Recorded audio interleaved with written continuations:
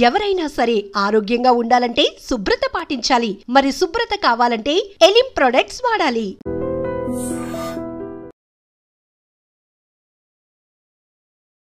ఎందుకు వచ్చారండి?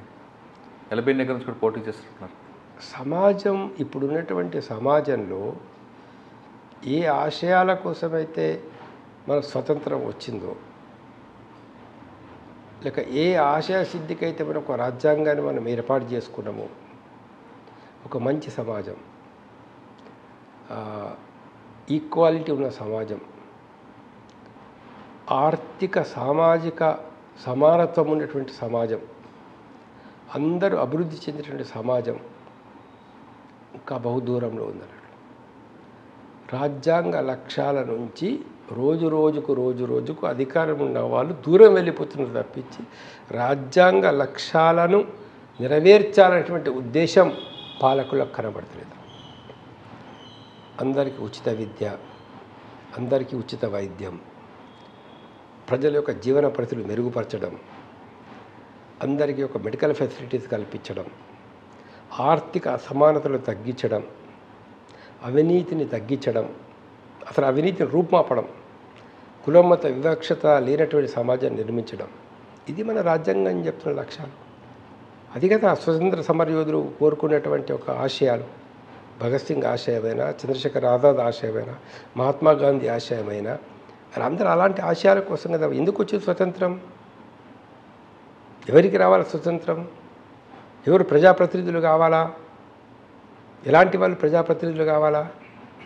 ఒక నిజాయితీ ఉన్నవాళ్ళు, సమాజాన్ని మార్చాలనే ఉద్దేశం ఉన్నవాళ్ళు, ఒక మంచి సమాజం రావాలని కోరుకునేటటువంటి వాళ్ళు, ప్రజల జీవితాలు బాగుపడాలని కోరుకునేవాళ్ళు, అందరికీ ఉచిత విద్య, పేద విద్యార్థులు కూడా ఉన్నత స్థాయికి చదువుకునే అవకాశాలు కల్పించేవాళ్ళు, అలాంటి వాళ్ళు అధికారంలోకి రావాలా?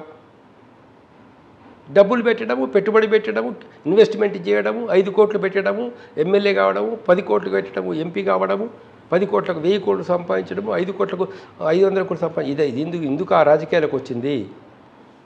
కానీ మీరు అనుకునే ఆశ రాజకీయాలకు వచ్చిన తర్వాత నెరవేరింది. అది నెరవేరలేదు. ఆ నెరవేరేటటువంటి దిశగా ప్రజల్ని చైతన్యపరచ చేయడానికి మేము కృషి చేస్తున్నాం. సార్, ఓటుకు తమ జీవితానికి ఒక సంబంధం ఉంది అనే విషయం చాలామందికి తెలియడం లేదు. ఇప్పుడు మీరు భోజనం చేస్తారు, నూనె వాడుతున్నారు, ఆ నూనెలో కల్తీ వల్ల you may be a rich person, maybe in a comfortable position. మీరు రిచ్ పర్సన్ అయినా, కంఫర్టబుల్ పొజిషన్ అయినా కూడా మీ పిల్లలకు, మన పిల్లలకు సొసైటీలో రక్షణ లేని సమాజంలో మనం ఉన్నాం. ఇవాళ ఏమి తింటే ఎందులో కల్తీ ఉందో తెలియని పరిస్థితి లోపల ఉన్నాం.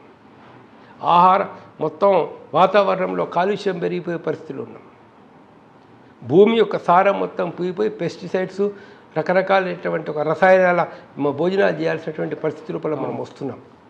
So this society is in such a position ఏదైతుందో, ఈ సొసైటీని మార్చినంత వరకు సేఫ్టీ లేదు. ఆడపిల్లకు సేఫ్టీ లేదు. బయటకు వెళ్తే ఎడ్యుకేషన్, సైంటిఫిక్ ఎడ్యుకేషన్ దొరుకుతలేదు, ఒక రియల్ ఎడ్యుకేషన్ దొరుకుతలేదు. సమాజంలో ఉన్నటువంటి ఏంటంటే, ఇప్పుడు ఒక చెయ్యి ఇంత లావ్ అయిపోయి ఒక చెయ్యి ఇట్లా సన్నగా ఉంటే అది సమాజం. ఒక కాలు ఇంత లావ్ అయిపోయి ఒక కాలు సన్నగా ఉంటే బాడీ ఎట్లా ఉంటుంది? ఒకటి దగ్గర రోజుకు 1700 కోట్ల ఆదాయం, ఒక వ్యక్తికి రోజుకు 700 రూపాయలు లభ్యం కావడం లేదనంటే మరి ఆర్థిక అసమానతలు ఎట్లా పెరిగిపోతున్నాయి సమాజంలో? కానీ మన దగ్గర తెలంగాణ రాష్ట్రంలో తలసరి ఆదాయం పెరిగిందని చెప్తున్నారు కదా. ఎవరికి పెరిగింది తలసరి ఆదాయం? తలసరి ఆదాయం అంటే ఏంటిది? రామేశ్వరం ఇన్కమ్ కూడా పట్టుకోవాలా, లేకపోతే అమెగా కృష్ణారెడ్డి కూడా ఇన్కమ్ పట్టుకోవాలా, నీ ఇన్కమ్ పట్టుకోవాలి, నా ఇన్కమ్ పట్టుకోవాలి, కూలివాడి ఇన్కమ్, అందరినీ కలిసి తలసరి ఆదాయం లెక్కేయాలా? వేసుకోండి, అప్పుడు పెరుగుతుంది. కానీ రాజకీయం అనగానే డబ్బులతో కూడుకున్న వ్యవహారం, అది మీరు అన్నట్లుగా వ్యాపారం అది. కానీ మీలాంటి ముక్కుసూటితనం, నిజాయితీగా, నీతిగా, పేదవాడ పక్షాన ఉండే వాళ్ళకి ఆ రంగం సూట్ అవుతుందని మీరు అనుకున్నారా?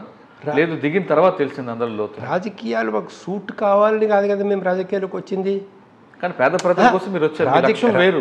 రాజకీయాలు సూట్ కావాలనో, లేక రాజకీయాలకు రావడం వల్ల మేమేదో లబ్ధి పొందాలనో, రాజకీయాలకు రావడం లబ్ధి కోసం, మార్పు కోసం వచ్చారు, ఏదో పదవి పొందాలనో, లేదా దాన్ని ఏదో బిజినెస్ చేసుకోవాలని కాదు కదా రాజకీయాలకు వచ్చింది. ఒక క్లారిటీ మాకుంది. ఏం క్లారిటీ ఉంది? ఈ ప్రజెంట్ సొసైటీ బాగలేదు, అవినీతి చాలా ఎక్కువైపోయింది, ఒక నీతివంతమైనటువంటి సమాజం రావాలా, ఒక ధర్మబద్ధమైన మంచి సమాజం రావాలా అని మనం కోరుకుంటున్నాం. ఎలా వస్తుందో ప్రత్యామ్నాయాలు చూపిస్తున్నాం ప్రతిదానికి కూడా. దానికోసం మనం కృషి చేస్తాం. అది అది అది రాజకీయం. అంటే ఈ మార్పు ఎప్పుడు వచ్చే అవకాశం ఉందండి? మార్పు ఇప్పుడు ప్రజలు ఒక యువకుడు ఇవాళ MBA ఎదుర్కొన్న యువకుడు కూడా నా అన్ఎంప్లాయ్మెంట్కి కారణము ఈ ప్రభుత్వాలు అనుకోవడం లేదు. అవును, ఆయనకి ఏదో పథకం ఇస్తే చాలు అనుకుంటున్నాడు. అది ఇప్పుడు ఏంటంటే ఒక కాంట్రాక్ట్ లేబర్ కానీ ఒక మున్సిపాలిటీలో పనిచేసే చెత్త తీసేటువంటి కార్మికులు కానీ మా జీవితం ఇంత దుర్భరంగా ఉండడానికి మా ఓటుకు సంబంధం ఉందనే విషయాన్ని తెలుసుకోవడం లేదు. ఎలాంటి ప్రభుత్వం రావాలా, ఎలాంటి వాళ్ళని మేము ప్రజాప్రతినిధులుగా ఎన్నుకోవాలా, ఏ ఆశయాలు ఉన్న వాళ్ళని మేము మా ప్రజాప్రతినిధులుగా ఎన్నుకోవాలా, ఎవరి చేత ప్రభుత్వం ఏర్పాటు చేయాలంటే విషయం భారతదేశంలో ఉండేటువంటి ఒక పేద ప్రజలు గమనించిన రోజు, తెలుసుకున్న రోజు, రైతుల ప్రయోజనాలను కాపాడే వాళ్ళు ఎవరు, కూలీల ప్రయోజనాలను కాపాడే వాళ్ళు ఎవరు, అందులో సఫరింగ్ పీపుల్ యొక్క ప్రయోజనాలను కాపాడే వాళ్ళు ఎవరు, లేక అనిశ్చయత గురవుతున్నటువంటి వాళ్ళ ప్రయోజనాలను కాపాడే వాళ్ళు ఎవరు, అలాంటి వాళ్ళని ప్రజాప్రతినిధులుగా ఎన్నుకున్నటువంటి రోజు సమాజం మారుతుంది. అలాంటి వాళ్ళు ఉన్నారా అంటే అలాంటి వాళ్ళు వస్తారు, రారని కాదు. ప్రతి దానిలో ప్రతి సమయంలో ఏదైతుందో ఎవరో కొంతమంది ఆ రోజు భగత్ సింగ్ వచ్చాడు, చంద్రశేఖర్ ఆజాద్ వచ్చాడు, అల్లూరి సీతారామరాజు వచ్చాడు, నేతాజీ సుభాష్ చంద్రబోస్ వచ్చాడు. తర్వాత కాలంలో ఎన్నో ఉద్యమాలు వచ్చినాయి. తెలంగాణ ఉద్యమంలో కూడా ఎంతోమంది నిజాయితీ పరులు వచ్చారు, కొంతమంది ప్రాణాలు కూడా అర్పించారు. అందులో మంచి వాళ్ళు ఉంటారు, కొంత మోసగాళ్ళు కూడా ఉంటారు, లీడర్షిప్ ఇవ్వడానికి వచ్చిన వాళ్ళు ఉంటారు, ఉద్యమాన్ని తమ స్వార్థాన్ని ఉపయోగించుకునే వాళ్ళు ఉంటారు, ఉద్యమం పేరుతో బేరాలు పెట్టి పోస్టులు సంపాదించే వాళ్ళు ఉంటారు, అన్ని రకాలైనటువంటి వాళ్ళు ఉంటారు. కానీ అందులో చూజ్ చేసుకోవాలి. కరెక్టే సార్. ఓటు అనగానే డబ్బులతో కొనుక్కునే పరిస్థితికి తీసుకొచ్చారు. 1000 రూపాయలకు, 5000కు, 2000కు. ఆ డబ్బులు మా డబ్బులే మాకు ఇస్తున్నాడనే భావనలో ఉన్న వాళ్ళకి మీరు ఇచ్చే మెసేజ్ ఏంటంటే? ఒకటేంటంటే ఓటుకు జీవితానికి సంబంధం ఉంది. కానీ మీరు డబ్బులు ఇచ్చాడు కాబట్టి ఓటు వేస్తాం అంటారు. నా ఓటు నా భవిష్యత్తును నిర్ణయం చేస్తుందనే విషయం ఫస్ట్ తెలుసుకోవాలి. రెండవది, డబ్బులు ఓటు ఇస్తున్నాడు అని అంటే ఆ డబ్బులు అతనికి ఎక్కడి నుంచి వచ్చినాయి? మాకు అన్నీ అనవసరం, మా డబ్బులు మాకు ఇస్తున్నాడు అంతే.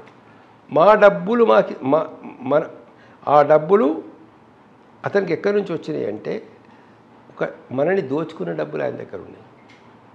ఇప్పుడు అది కాదండి, ప్రజలు కూడా ఇప్పుడు అవినీతిని యాక్సెప్ట్ చేస్తున్నారండి. అదొక ఇన్బిల్ట్ అయిపోయిందని. ఓకే యాక్సెప్ట్ చేస్తున్నా. కానీ ఇప్పుడు నేను విషయం ఏంటంటే, ఇప్పుడు నా జేబులో ఓ పర్సు ఉంది, పర్సులో 10,000 ఉన్నాయి. మీరు నా పర్సు కొట్టేసి మళ్ళీ వచ్చేసి సార్ మీకు ఈ పూట భోజనానికి లేవా 100 రూపాయలు ఇస్తున్నా అని చెప్తున్నారు నాకు. అవును, ఉంటే నేను ఇంత సంతోషపడుతున్నా అంటే మహానుభావుడు చూసావా నాకు 100 రూపాయలు ఇస్తున్నా. కానీ నా పర్సు కొట్టడం విషయం వాడికి తెలియట్లేదు కదా. తెలుసుకున్న రోజు వస్తుంది, సమాజం మారుతుంది. వీళ్ళ కష్టం ఏమైపోతుంది. ఇంత కష్టపడుతున్నారు రైతులు కానీ, కార్మికులు కానీ, నిరుద్యోగులు కానీ, ఉద్యోగులు కానీ, వీళ్ళ కష్టం ఏమవుతుంది, ఎటుపోతున్నది వీళ్ళ కష్టం అనే విషయం తెలుసుకున్న రోజు ఎక్స్ప్లాయిటేషన్ ఎలా జరుగుతుంది సమాజంలో, దోపిడీ ఎలా జరుగుతుంది, అవినీతి ఎలా ఉంది, ఈ అవినీతికి ఈ పరిపాలకులకు మధ్య ఉన్న సంబంధం ఏంటి అనే విషయాలు తెలుసుకుంటారు. అయితే ఏంటంటే సిస్టమ్ వాళ్ళకు అనుకూలంగా ఉంది కాబట్టి టీవీలు కానీ, పత్రికలు కానీ, మీడియా కానీ, ఎవ్రీథింగ్ ఏదైతుందో సెలబుల్ కమాడిటీ అయిపోయింది వాళ్ళ మార్కెట్లో. Everything has become a syllable commodity. కాబట్టి మనం అనుకున్నటువంటి ఒక ప్రజా చైతన్యం రావడానికి కొంత సమయం పడుతుంది. సార్, ఇప్పుడు మీరు చెప్తున్న ఈ వాతావరణంలో టోటల్గా వాళ్ళు అనుకున్నట్లుగా మీడియా కానీ అన్నీ ఉన్నాయి కాబట్టి వాళ్ళు చెప్పిందే వేదం అనే పరిస్థితి ప్రజలు నమ్ముతున్నారు. కాబట్టి ఇటువంటి సిచ్యువేషన్ నుంచి మీరు అనుకున్నట్లు సామాన్యుడు సమాజంకి తన ఓటు ఎంత ప్రభావం చూపిస్తుందని తెలుసుకున్న రోజు వస్తుందంటారా? ఒక్కరోజు మోసపోతారు, 2వ రోజు మోసపోతారు, 3వ రోజు పోతాడు. ఇప్పుడు ఫర్ ఎగ్జాంపుల్ ఒక వ్యక్తి ఇవాళ బీటెక్ పాస్ అయ్యాడు, ఎంటెక్ పాస్ అయ్యాడు. నెక్స్ట్ ఇయర్ ఆలోచిస్తాడు, ఇది మీడియాలు చెప్పిన నిరుద్యోగం అందుకుందా అని చెప్పేసి ఏదో వాళ్ళ మీడియా ప్రభావంలో ఉంటాడు. ఇంకో రోజు ఇంకేదో ఎకనామిక్ థియరీ చెప్పిన ప్రభావంలో ఉంటాడు. 3వ రోజు నోటిఫికేషన్ ఇస్తాడు, అది క్యాన్సిల్ అయిపోతుంది. 4వ సంవత్సరం చూస్తాడు. 5-6 సంవత్సరాల తర్వాత ఓన్ ఎక్స్పీరియన్స్ వస్తుంది. ఓన్ ఎక్స్పీరియన్స్లో what type of government is this అనేది వాడు తెలుసుకుంటాడు. కానీ ప్రజల్లో జ్ఞాపక శక్తి లేకపోవడం లేదా తర్వాత మీరు అన్నట్టు అలాంటిది ఏం లేదు, అలాంటిది కూడా ఏంది. ఇప్పుడు ఈ విషయం ఏంటంటే ఎక్స్పీరియన్స్ అయిన తర్వాత మనిషి 1975 ఎమర్జెన్సీ పెట్టారండి. ఎమర్జెన్సీని మేము ఎక్స్పీరియన్స్ చేశాము, భారత ప్రజలు ఎక్స్పీరియన్స్ చేశారు. మీరు అనుకున్నారు భారత ప్రజలకు చదువు రాదు, తెలివి లేదు, ఓట్లు అమ్ముకుంటారు, డబ్బులకు అమ్ముకుంటారు. ఏం చేశారు 77లో? చూపించారు కదా పవర్. ఇందిరాగాంధీని ఓడగొట్టారు. ఇందిరాగాంధీ స్వయంగా ఓడిపోయింది. సంజయ్ గాంధీ ఓడిపోయాడు. సెంట్రల్ మినిస్టర్స్ అందరూ ఓడిపోయారు. అయిపోయిందా? ప్రజలు అట్లేమనుకోవద్దు మనం. ఇక్కడ 78లో 81లో 79, 80, 81, 82లో ఇలాంటి ప్రభుత్వాలను చూసుకున్నాం దాని లోపల. మరి ఎన్టీ రామారావు గారు 82లో కొత్త పార్టీ పెట్టాడు, తెలుగుదేశం పార్టీ. ఎన్టీ రామారావు పెట్టేటప్పుడు వ్యాక్యూమ్ ముందు కూడా పెట్టారండి. మరి వ్యాక్యూమ్ ఏర్పడుతుంది అని చెప్తున్నా. వ్యాక్యూమ్ వస్తుంది, ఆ వ్యాక్యూమ్ని ఫిలప్ చేసేటటువంటి లీడర్స్ కూడా వస్తారు. రైట్. వ్యాక్యూమ్ ఇన్విటబుల్గా వస్తుంది. వ్యాక్యూమ్ అనేది ఇన్విటబుల్గా వస్తుంది దానిలో.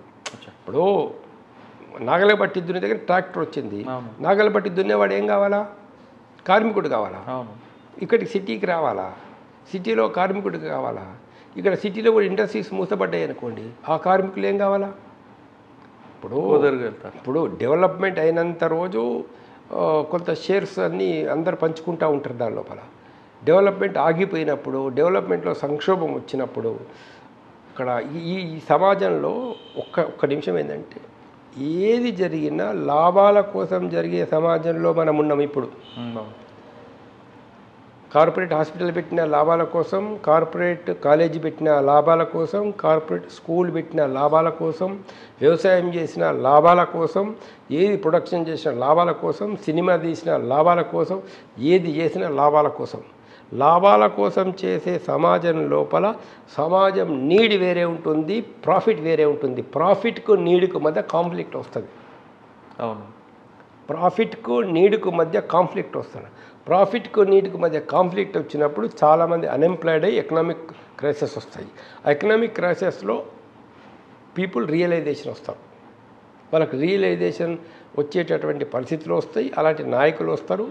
వీరు ఓన్గా మేనేజ్ కూడా చేయలేకపోతారు. అప్పుడు ఒక క్రైసిస్ పెద్ద ఎత్తున ఎకనామిక్ క్రైసిస్ అనేది వచ్చినప్పుడు వీళ్ళు మేనేజ్ కూడా చేయలేకపోతారు అన్నాడు.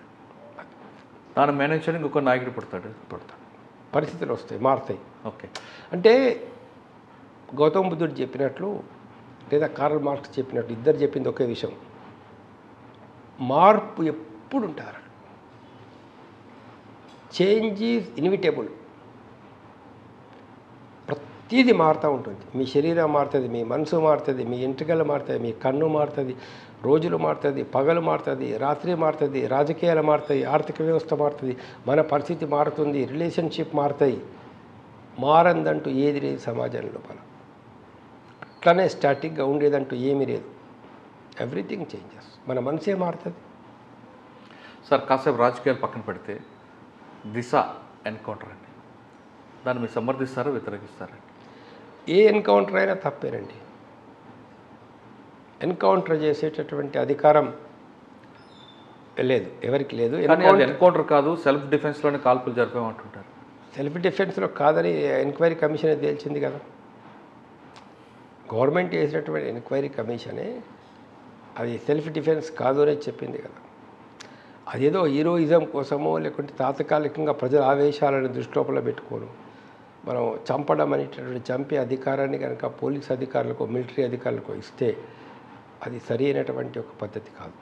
ఎందుకంటే ఒక పోలీస్ అధికారికి రేపు తెల్లారి ఒక వ్యక్తి నేరం చేశాడో చేయలేదో అని నిర్ణయం చేసి అధికారం ఎవరి చేతిలో పడిపోతుందంటే అక్కడ ఉండే ఎస్ఐ చేతులకు, సిఐ చేతులకు, ఎస్పీ చేతులకు పోతున్నారు. ఎస్పీ నలుగురిని తీసుకొచ్చి ఎవడో వచ్చి ఈ నలుగురు కూడా నగదులట్లేదు సార్ ఏమనంటే వాడి మాటలు నమ్మేసి, ఆ ఇన్ఫార్మర్ నమ్మేసి ఆ నలుగురిని ఈయన కాల్ చేయొచ్చు. కానీ అందులో ఒక వ్యక్తి ఇన్నోసెంట్ అయి ఉండొచ్చు, ఒక వ్యక్తికి ఏ నేరంతో సంబంధం లేకపోయి ఉండవచ్చు. అందులో పూర్తి విచారణ ఎన్కౌంటర్ చేసే ముందు పూర్తి విచారణ చేస్తారా? చేసే అవకాశం ఉంటుందా? లేదు. అంటే ఆ నలుగురికి చనిపోయిన నలుగురికి మానవ హక్కులు ఉన్నాయి, చంపబడిన అమ్మాయికి మాత్రం ఒక హక్కులు లేవా అని కొంతమంది ప్రశ్నిస్తారు. మానవ హక్కులు వేరే, మానవ హక్కులు అందరికీ ఉన్నాయి. ఆమెను చంపేసినందుకు, ఆమెను రేపు చేసినందుకు వాళ్ళకి శిక్ష వేయొద్దని ఎవరు అంటలేరు. వాళ్ళకి శిక్ష వేయాల్సిందే, ప్రాపర్గా వెళ్ళాలి, శిక్ష వేయాల్సిందే, శిక్ష వేయాలి. ఉరిశిక్ష వేయచ్చు, ఉరిశిక్ష వేయండి. కోర్టులో సాక్ష్యం పెట్టి రుజువు చేసి ఉరిశిక్ష వేయండి. కానీ అదంతా పెద్ద టైం ప్రాసెస్ కాబట్టి ఇమీడియట్ టైం ప్రాసెస్ ఏం పట్టదు. టైం ప్రాసెస్ అనేది అంతా కూడా వీళ్ళు ఆడుతున్న నాటకాలు తప్పించి టైం ప్రాసెస్ అంటే ఏం లేదు. మేము కూడా ఒక రోజులో తీర్పులు చెప్పిన కేసులు ఉన్నాయి, ఒకే రోజులో తీర్పు చెప్పిన కేసులు కూడా ఉన్నాయి, ఒక 2 రోజుల్లో తీర్పు చెప్పిన సందర్భాలు కూడా ఉన్నాయి. పోలీస్ డిపార్ట్మెంట్ చార్జ్ షీట్ వేసుకుంటే, అవునండి, పోలీస్ డిపార్ట్మెంట్ తలుచుకుంటే, కోర్టు తలుచుకుంటే ఇన్వెస్టిగేషన్కు ఎందుకు డిలే చేస్తున్నావు? సాక్షులు తీసుకురావడం ఎందుకు డిలే చేస్తున్నావు? సాక్షులు తీసుకొచ్చేది పోలీస్ డిపార్ట్మెంటు, ఇన్వెస్టిగేషన్ చేసేది పోలీస్ డిపార్ట్మెంటు. పోలీస్ డిపార్ట్మెంట్ వాళ్ళు కనుక ఇప్పుడు నేను చెప్పినటువంటి శ్రీహరికోట మర్డర్ కేసు లోపల వితిన్ 1 month ఛార్జ్ షీట్ వేశారు. నా జ్ఞాపకం ఉన్నంత వితిన్ 1.5 month ఛార్జ్ షీట్ వేశారు. నేరం జరిగిన తర్వాత, అరెస్ట్ అయిన తర్వాత అన్నీ మొత్తం సాక్ష్యాధారాలను పెట్టి ఏ రోజు పోలీసులు వాయిదా అడగలేదే ఆ కేసులో. అంటే సంచేషన్ కేసు అయితేనే పోలీసు చాలా ఫాస్ట్గా యాక్ట్ అవుతుంటుంది అన్నది ఒక. అవును, కరెక్టే. కానీ నేను చెప్పేది ఏంటంటే అన్ని కేసులు, ఏ కేసులో అయినా కూడా పోలీస్ డిపార్ట్మెంట్ కానీ గవర్నమెంట్ మిషనరీ కానీ యాక్టివ్ కనుక ఉంటే, వాళ్ళు ఇంపార్షియల్గా కనుక ఉంటే ట్రయల్స్ జరుగుతాయి. కోర్టులో కేసులు తొందరగా కావడం లేదంటే government is responsible, state government is responsible, central government is responsible. They have to appoint the judges. మేము కాదు జడ్జిలు అపాయింట్మెంట్ చేసేది, మేము కాదు కోర్టుల సంఖ్య నిర్ణయం చేసేది. ఎన్నో ప్రపోజల్స్ ఉన్నాయి సెంట్రల్ గవర్నమెంట్ దగ్గర, ఎన్నో ప్రపోజల్స్ రాష్ట్ర ప్రభుత్వం దగ్గర ఉన్నాయి. కొత్త కోర్టులు కావాలని అడుగుతున్నాం, ఇస్తున్నారా? కొత్తగా స్టాఫ్ కావాలని అడుగుతున్నాం, ఇస్తున్నారా? కొత్తగా జడ్జీల పోస్టులు శాంక్షన్ చేయమని ఇస్తున్నామా? ఇస్తలేరు. ఒక అమెరికా జడ్జికి, ఇండియన్ జడ్జికి కానీ ఇతర దేశాల జడ్జి, మన దేశం అక్కడ జడ్జి ఒక 100 కేసులు చేస్తుంటే అదే టైంలో ఇక్కడ జడ్జి 1000 కేసులు చేయాల్సి వస్తున్నది. అందుకే పెండెన్సీ పెరుగుతుంది. ఎంత బర్డన్ పెరిగింది. అంటే కేసుల పెండెన్సీ అదే మెయిన్ రీజన్. కేసుల పెండెన్సీ వల్ల బర్డన్ పెరిగింది. ఎట్లా తగ్గించాలి పెండెన్సీ? కోర్టుల సంఖ్య పెంచాలి.